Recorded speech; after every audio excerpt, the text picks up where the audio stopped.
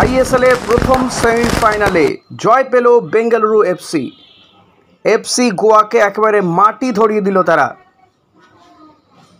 বুধবার কান্তিরাবাদ স্টেডিয়ামে Indian super লিগে প্রথম লেগের সেমিফাইনাল খেলতে নেমেছিল আইএসএল জয়ী এই ফুটবল ক্লাব, যেখানে তাদের প্রতিপক্ষ হিসেবে ছিল মানালো মার্কোয়েজের শক্তিশালী এফসি গোয়া।